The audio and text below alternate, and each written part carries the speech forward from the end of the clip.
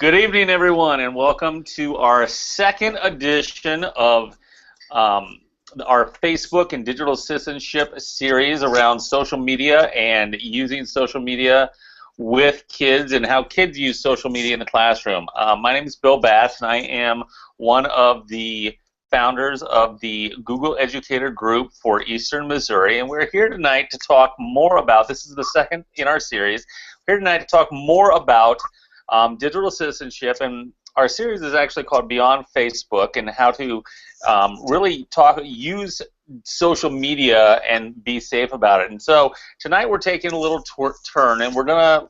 2 weeks ago we talked about education, and we talked about educators and what educators need to know.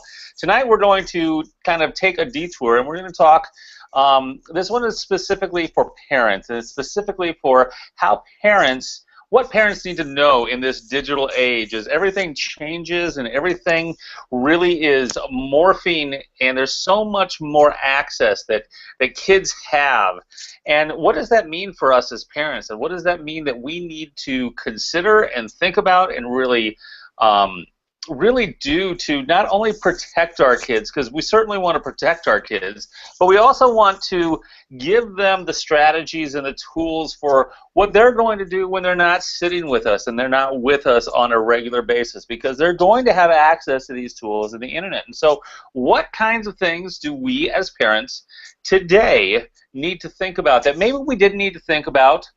Certainly didn't need to think about when I was a kid. Certainly didn't need to think about when before this internet era where everyone has the internet in their pocket and has access to so much information. That access is great, but at the same time it comes with other considerations that we really have to at least take into account. And so that's what we're going to focus on tonight. I'm really excited about our speaker tonight, and she was the same speaker we had a few weeks ago. But I'm really excited just to hear what she has to say about the internet, the world we and where digital citizenship fits. So I'm going to give this to Greg Lawrence and let him introduce and really get us started tonight. So thank you everyone for coming or watching. I'm sure many of you are, but it'll prove to be a good night. So I encourage you to really pay attention and get out that paper and take some notes. Great, thanks, Bill. As Bill said, my name is Greg Lawrence, and I'm one of the co-founders, co-leaders of the Google Educator Group for Eastern Missouri. And our special guest tonight is Janelle Patterson. She is with a company, new startup in St. Louis called Frinity, and it's a new social networking platform. And she has a lot of great research that she's done on this topic of digital citizenship and keeping our students safe online, our kids safe online, and really even just more kind of this protective, what ignites, what kind of passions do our kids have, and making sure that shines through on their social media platform that they use. So Janelle's going to join in here, and I know Janelle will be able to share a little more about the tool, Frinity, the platform that she has created. But like I said, she has some great information. So Janelle, we're so glad you joined us here this evening, and can't wait to learn from you.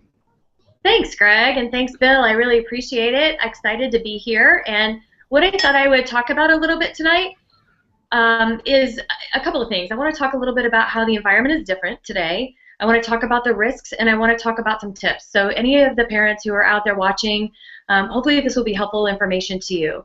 But I first want to start out, like Bill said and like Greg also said, we're all parents who did not grow up with that additional appendage that our kids have today, which looks a lot like this, the cell phone. And we had pens, we had paper, we had typewriters. Nothing went viral with those tools at all like it does today. And the playground landscape that we grew up on looks a whole lot different than it does today. So a couple of statistics to throw out there just to sort of validate that point is that, just so you know a little bit more about the environment today. Today, by age 10, over half of all kids already have a social media account. Whether or not their parents think they do, they do. That's a big statistic. It's predicted that by the year 2020, over 90% of the world's population age 6 and older will have a cell phone. And as you guys know, anybody out there who has kids, everybody watching this, you know that that new social currency today is how many followers do I have? How many likes do I have? How many times have I been retweeted? How many times has something that I put online been reposted? That's the social currency today. That's what our kids really measure themselves by, which is scary. We're going to talk about some of the risks, but we're going to talk about some of the awesome ways that they can use social media too. The other thing that is a very compelling statistic that is sort of a wow factor from a parent standpoint is how many hours kids are spending online. It's estimated that kids between ages 8 and 18 spend about 11 hours a day online altogether, all their multitasking and everything. That's daunting to me. Me, who grew up in an era where there was no such thing as online. Our kids are there constantly.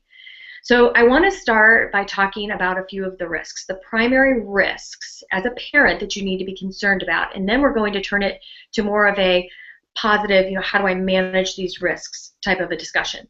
But the key risks, I really feel, fall into about 4 categories, and this is my opinion and what I've seen. And I would say they fall into cyberbullying. We'll start with that first one. That's number 1. Over half of all kids have been cyberbullied out there. And just as many of them never bother to tell their parents they're hurt or they're embarrassed. They don't want to make a big deal. They don't want the parent to embarrass them. So they don't tell them. But that's not a good thing, because a child who's cyberbullied is 5 times as likely to contemplate suicide. And whether or not you know this statistic, there are about 4,500 kids a year who do commit suicide. It is the second leading cause of death of teenagers, specifically next to car accidents. And one more thing about cyberbullying too, it takes a lot of forms. It's more than just saying, I don't like you, or I don't like your shoes, or posting something like that. There are a lot of very overt ways or covert ways of cyberbullying too. There are things like subtweets. If the parents aren't familiar with that, that is where someone might tweet, I can't stand you. And the person who's the you knows exactly who it is. So it's hurtful, yet that exact person isn't being called out. Those are subtweets. Or maybe there's a picture taken on Instagram that has 2 or 3 people, but 4 or 5 are tagged, and the 2 that are left out are tagged also. So there are a lot of different forms of cyberbullying. We're going to talk a little bit about how to safeguard your children against that, and how to get that conversation started early. But the second category of risk, I think, is cyber predators. The majority of cyber predators find their victims through that victim's own social media site. As a matter of fact, I have a close friend who was an NCIS agent for 14 years.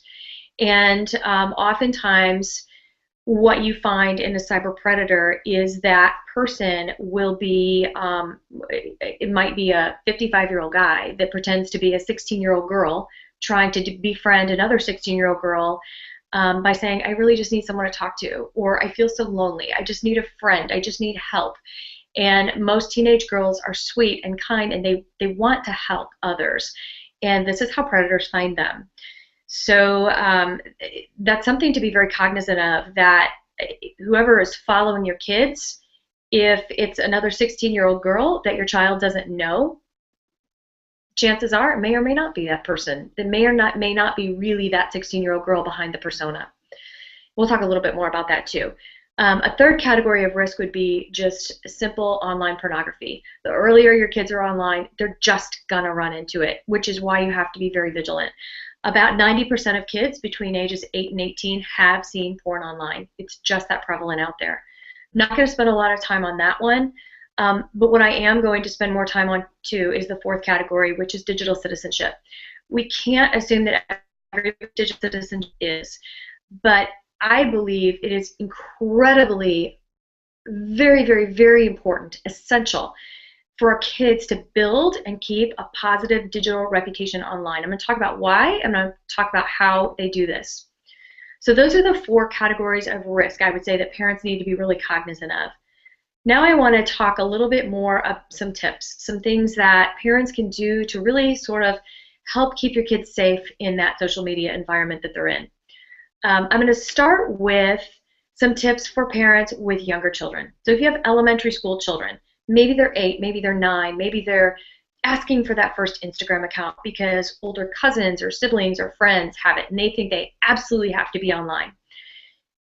I think that the rule of thumb is to be engaged. I think that what you need to really focus on is starting that conversation now. The minute they get online, and I'm going to tell you exactly why here in a minute, but a couple of things to keep in mind. Everyone out there has heard of the five W's, right? The who, what, when, where, and why. And I really think that that is how the conversation can take place. When you start a conversation very early on, if you think in those terms, think about what is acceptable behavior online and what isn't. Those are the conversations you need to have with your children. Who is it acceptable to follow, and who do you not want following your children? Start conversations like that. When is it time to turn things off? I think it's completely okay to have tech downtime, whether it's dinner, whether it's after 6 o'clock at night or 8 o'clock at night, or whatever the case may be for whatever your individual family is. I think it's really important to turn the devices off and put them away once in a while so that you can have those human conversations and that human interaction. I think it's also important to talk about where it's okay to go. You need to establish very clear boundaries about the limits, what your children can be looking at and where, what types of social media they can be using, what types of sites they can be searching. There are all sorts of privacy settings that you can take advantage of on your computer as well as your phone to restrict these types of things. There are parental controls built into almost all PCs and Macs these days. I think that the most important question, though, is the why. Why is this so important? Because there are long-term consequences. There are long-term consequences far bigger than even cyberbullying. But I'm going to come back to those here in a second. I want to talk about privacy settings too. This is a tip that I've got. There's absolutely no reason on your children's phones for those geolocation settings to be turned on. I know that it's fun and it's hip and it's cool to talk about where you go to school or check in at a restaurant that you're at or wherever you are with your friends on a certain night. And this is for parents with a little bit older children. That's not a good idea. That's exactly how predators can find those kids. I'm going to come back to privacy settings as well. And I think that before I do, I think another thing that's really important to remember about privacy settings is that they change a lot. So when you're talking about social media, whether it's Facebook, Instagram, Snapchat, or Twitter, and those are the 4 main social media sites that most kids are on today. Believe it or not, Facebook is not yet just for old people. There are a lot of kids still on Facebook. And the privacy settings change constantly. And there is no reason to give away your location or to allow any of these applications to know exactly where you're posting from. That's very dangerous. I'm going to shift over and talk about why that is for a second. Because if you think about it, if one person tweets out or posts a picture of this is where I go to school or this is where I was last night, and that wrong person who's hiding behind a follower that follows you, as an example, that you think is a 16-year-old girl but maybe is a 50-year-old man living in his mother's basement, if that one person sees a tweet or an Instagram post and decides, ooh, I think I'm going to start stalking that person, it is so incredibly easy to put the pieces together. All they have to do is start trolling all of your social media accounts, and they can put so many pieces together. They can find out what you like. They can find out what general area you live in, especially if your location settings are on. They can find out where you go, and then how easy is it from there for them to say, or to know enough about you to have those conversations to where you think, oh, this person knows a little bit about me. I guess it's okay to be friends with them. So it's very, very dangerous. I want to shift gears for a second, and I want to talk about a law that's very important, especially for parents of younger kids. It's called COPPA, and COPPA is an acronym for Children's Online Privacy Protection Act. Essentially, what that means is that children have to be 13 to own their own social media account. So kind of like we have to be 16 to drive, 18 to vote, you have to be 13 to be social media legal. There's a reason for that. It is a very valid law. Just because our kids are incredibly technically proficient, and I'll bet you just about any 6-year-old could tell me more about this phone than I know about it, does not mean that they are emotionally and socially capable of the adult decisions and the adult interactions that take place on social media. So that's why COPPA is a very important law. For younger kids, if anybody's watching who has younger kids, my best piece of advice to any parent out there is that you be the one to introduce them to social media when you decide they're ready, under your guidance in a safe place where it's okay for them to make a mistake. I'm going to talk a little bit more about Frenity, my company, at the end of this, but that is actually exactly what it was designed for those parents of, let's just say, an 8-year-old or a 9-year-old or a 10-year-old or a 12-year-old who's getting online for the first time saying, I want that Instagram, or I want Twitter, or I want whatever it is. This is a way for parents to set the kids up on their own account, to have their own independence, but by default, as a parent, you're a member of any group that they are invited to or that they set up, so that you can guide that experience without participating in it and embarrassing them. But something else I want to talk about, another tip. I mentioned that the social currency these days are how many followers do I have, how many retweets, how many likes. That's so important to be in touch with as a parent, because you need to understand who's following your kids. I don't care who that 15-year-old girl is or 13-year-old girl is. They don't know 700 people, period. And I know it's cool to have 700 followers or 800 followers, but as a parent, I personally don't feel comfortable with that. Now, for all of the reasons that we talked about with predator risk, etc. But I will tell you this: if you are okay with having 700 followers, or if you are okay with allowing anybody to follow your child, and if your child is okay with that, then there are some things that you also need to be aware of, and there are some ways to really productively use social media. Because I will tell you, I enjoy social media. I love it. I think it's a positive, and I want to talk a little bit about the social media profile. I think that it's important to understand that just like I grew up with pens and paper and typewriters and nothing went viral, I also grew up with the advantage, and so did every parent watching this, grew up with the advantage of being able to create a paper resume, picking and choosing whatever I wanted my employer to know about me, all of the best things. That's not the case for our kids today. Their resume is essentially their social media profile. 100% true. I want to talk a little bit about what that social media profile is, but before I do that, let me just prove to you who looks at that social media profile. Last year, 60% of college admissions officers checked out all of the candidates online. And there's a statistic that says about 44% of college admissions officers found something online about applicants that completely turned them off and said no.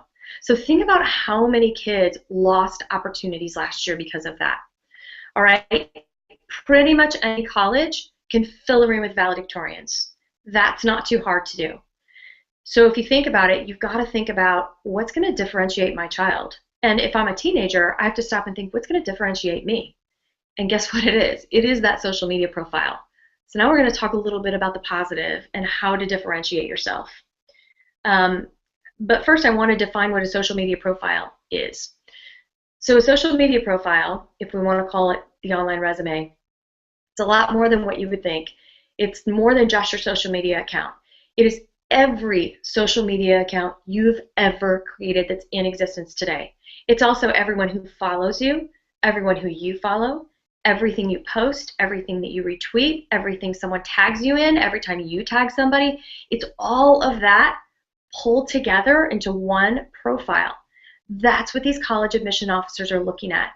And by the way, about 90% of employers are checking out their potential employees' social media profiles too, which is another reason it's incredibly important. So the way that I look at this is very simple. Public versus private social media, okay? So if we go back to considering Facebook, Twitter, Instagram, Snapchat, and those are public. That's your billboard. That is your own personal little NBC affiliate channel, right? That's I turn on the news at night and I can turn on anybody's TV station I want to see if I want to find out about them. So you, as the owner of that TV station, you have to choose what you want to be headline news and what you don't. And so I tell people, I tell parents especially and kids, a couple things. And especially this is really for all age groups. And we'll go back to public versus private here in a second. We're gonna focus on public social media right now. I tell everyone, kindness is cool. Just remember, there is a human being behind every persona, every avatar, every user ID out there represents a human being. Never, ever say something that you wouldn't say to that person's face. Not only is it hurtful, but it makes you look really bad, especially when a college admissions officer is looking at that, or a scholarship committee, or a potential employer, or the girlfriend's parents.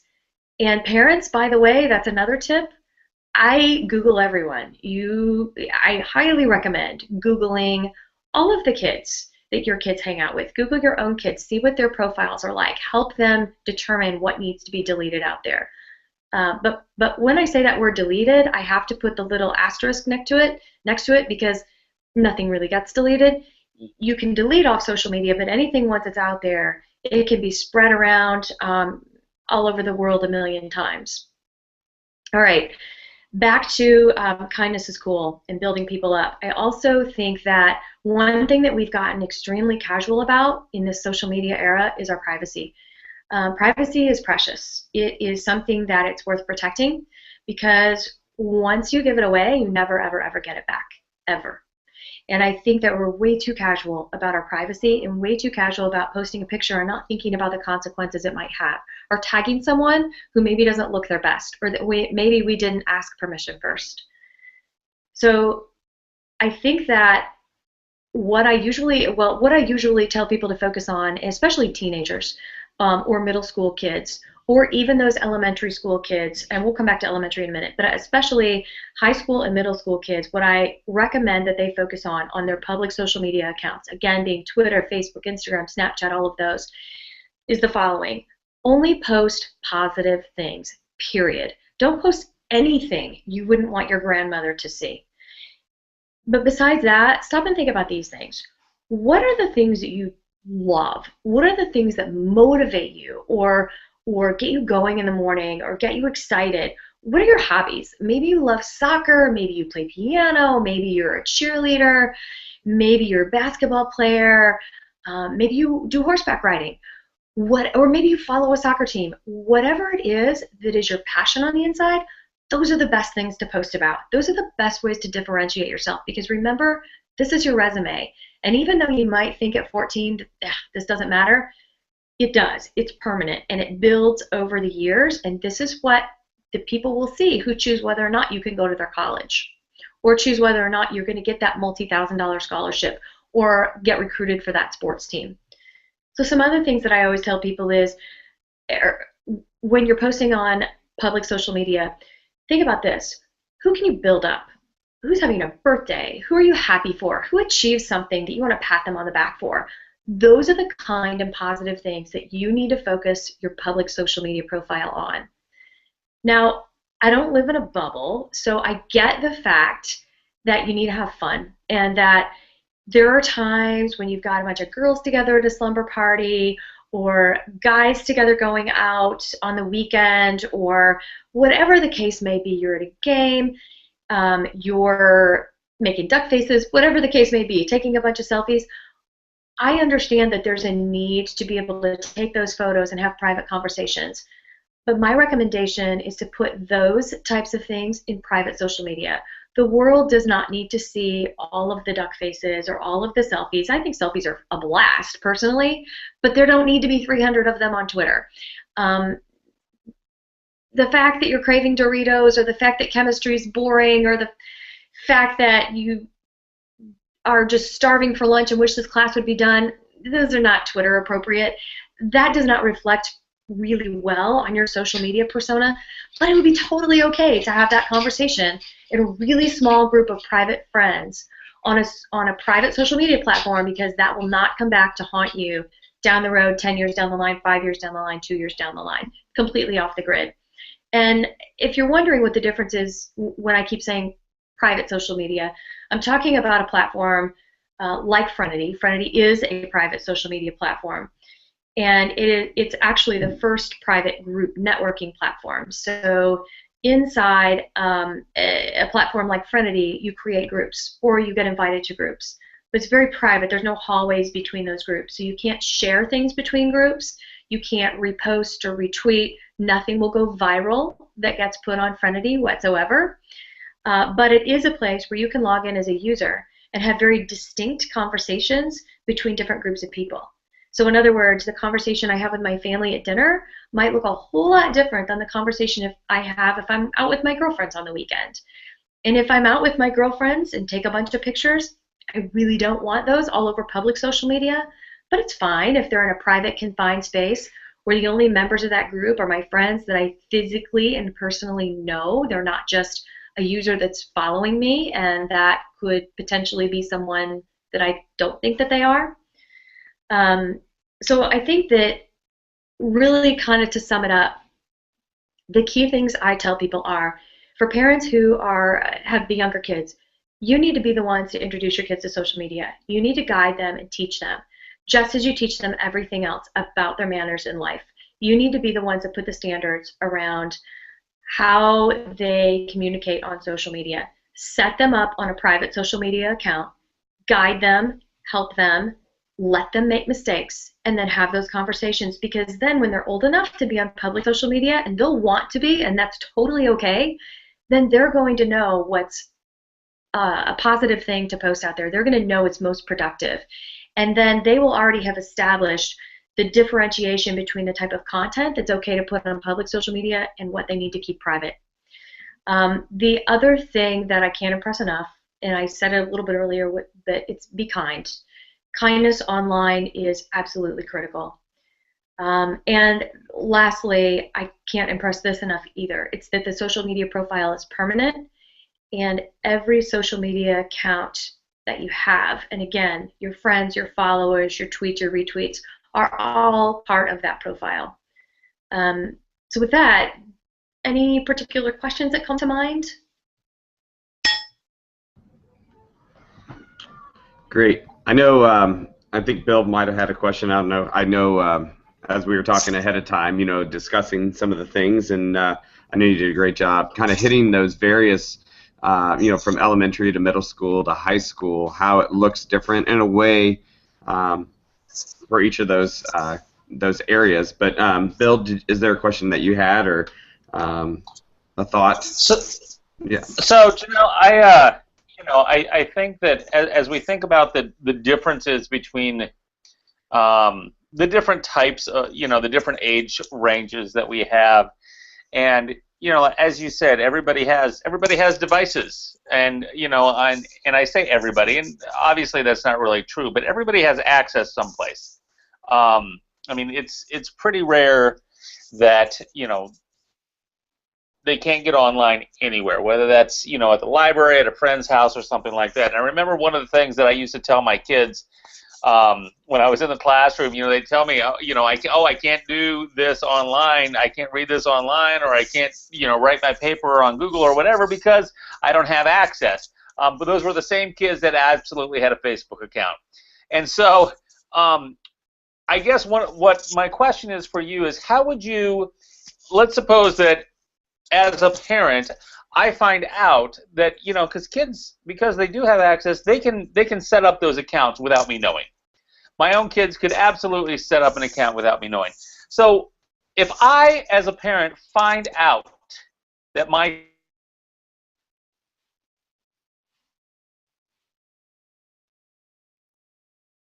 Did we lose him?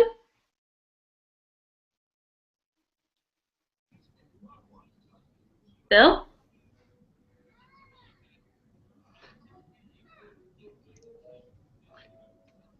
I couldn't hear it. Bill, 1 second. Okay.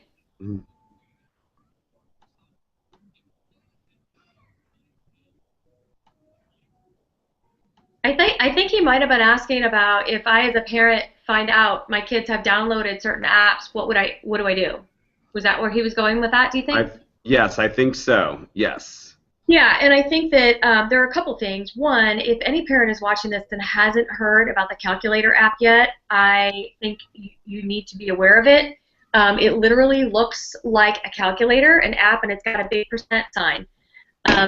if you see that on your kid's phone, you need to delete it. It is an app that hides pictures and hides anything that your kids want to hide. As a parent, I'm a huge proponent of the conversation, and I'm not an advocate of the spying apps. I think that it sort of makes our kids think that we can't trust them, and I think that as a parent, if I found something on one of my kids' phones and it disappointed me, that would be the opportunity to sit down and say, listen, first of all, I don't think that this app is a productive app for you, and here's why. Anonymous apps are another thing that as a parent I absolutely feel strongly against. There's nothing good from anonymous apps, and anonymous apps might be Yik Yak, Whisper, Omegle is another scary one. Hey Bill, I was answering the question. I kind of assumed you were asking about what happens if you're a parent and you do find something on your kids' phones that you don't necessarily deem to be appropriate. Yes, thank you. Sorry, No, I got lost. it's okay. It's called technology. But Right. no, I think that what I was saying is that is the best time to have that conversation, to sit down and say, listen, why do you have this on here? I don't think that it's appropriate. It's not something that I want you to have on your phone. Here's the reason it's not productive, and ask them to remove it. There's another piece of software out there that I like a lot, and it's called Copilot Family. I think it's suitable for any age, just depends on the parent. But it essentially, it's a free app. You can put it on your phone and your child's phone, any age, and then it turns your phone into a remote control for that. So if you're having some significant issues with your kids spending too much time on certain apps or downloading apps that you don't approve of, you can put that app on your phone, and then you can control their phone from yours using that app. It's not a spying app at all, but it's called Copilot Family. But again, I'm a huge proponent of the conversation and sitting down and talking to your kids and just being honest and saying, look, here's what I see on your phone. I don't think it's productive for you. Here's why. Let's take it off. And there's other things that I'm totally okay with. And I just think it comes down to the conversation. If you trust your kids and they know that you trust them, they're going to have more respect, more open relationship with you if you have the conversation. That's great. Yeah, I think. That's perfect. Thank you, Bill. Yeah, I think being a parent that's involved really just sounds like a big piece of that. It is. The times have changed a little. As you mentioned, we have devices everywhere, and having those conversations on what's appropriate, what's not appropriate, and the reason why, I think is an important piece behind that. Yeah. If I might just say one more thing too, because I get this question a lot from parents, is, well, I follow my kids, I friend my kids, I have access to all of their passwords, so we're good. And I always say, well, okay, that's great. I think that is great. If you've got that rule and it works for you, that's perfect. The only problem with that is that you can't be online 24 hours a day watching what your kids do on Instagram. And frankly, with the statistics that I showed earlier, where they're on there about 11 hours a day, not just Instagram, but everything collectively, how are you going to know if the wrong person posts something or if they post something you don't like? Because even if you see it 2 hours later, it could be halfway around the world by then. So I think that's smart, but I think that it's even better to just have that super open conversation about what's going on their social media. Cool. Yeah, I really liked your 5 W's kind of. I would say. Go ahead, Bill. Go ahead, Rick. No. I say I really like the 5 W's that you had there. Just how that relates back into, as we talk about in life, but really how it relates back into our online life with the who, the what, the where, the how, all those, and I think that's very simple. That's a very simple tip as a parent that I can relate back to that pretty quickly. It's not this whole long, hey, I need to make sure you do this. It's just a very simple, let's have a conversation of where you can go. Let's talk about who you can follow and who's acceptable to follow. And it's very, very simple. So I really like that tip on there. So I thought that was just a great simple takeaway as a parent. Thank you. I think one more thing to add to that, Greg, because I think anyone watching this who has little kids, that is the best time to have the conversation. The who part is really, really important because you need to tell your kids, you don't know 700 people. You do not need 700 followers. I know you think that's cool, but there is no reason on earth for you to allow someone to follow you that you don't know. Because frankly, that person that you don't know could be the predator that's trying to put the pieces together, and you could become a victim. And I think that's really important for kids to understand that. Yeah. Cool. You know, there's one other piece that I just want you to that I really appreciate that you said, and that's just to be nice online. You know, I mean, it seems like it's such a simple thing, but just that simple phrase of teaching our kids and modeling that, being nice and you know, one of the things my own kids have seen, you know, every now and then they see me online and they see something that I've posted. You know, they watch, and I know that they watch, and so I think that modeling is really important for adults to understand as well as kids. Just be nice to each other. You nailed it. And you know what? I wish I should have said more about that. I think the modeling is the most important part. I think that if you kind of use this little rule of thumb in your head, if you can make somebody's day every day by something you put online, if it's just a nice comment or liking something that they were hoping that you would like or whatever the case may be, I think if you can just sort of make their day a little brighter, one person each day online, that's a really kind, nice thing to do. And if as adults and parents we can do that, then our kids are going to be more apt to do that. Yeah. Say something nice to someone. Tell them happy birthday. Tell them they rock. You never know. I had it's the funniest story. I had a couple of weeks ago. I was just having one of those days like everybody has once in a while, and I was sitting there. It was like 2 Mondays ago. I was sitting there at my daughter's tennis, and I got this tweet, and it was just a really, really nice tweet from a principal, and I'm like, oh my gosh, this made my day. It was so sweet. It was like, oh, you're awesome at what you do. Keep going. And I'm like, oh, you have no idea how much that made my day. And I think we can all kind of keep that in mind and do something like that once a day. It not only makes you feel good, but whoever you're directing that at, sometimes can make their day. And that's a really good thing to practice for our kids, too. Absolutely. You know, Janelle, one last thing, and then, you know, we'll let you go.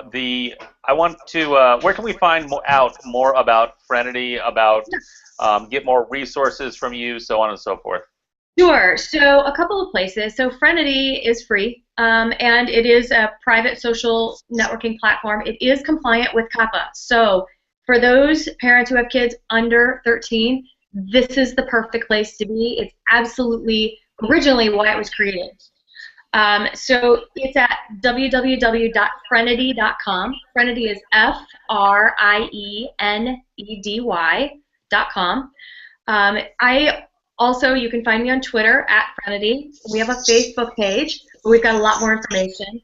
And then I also have a blog, and the blog is called electronicparenting.com.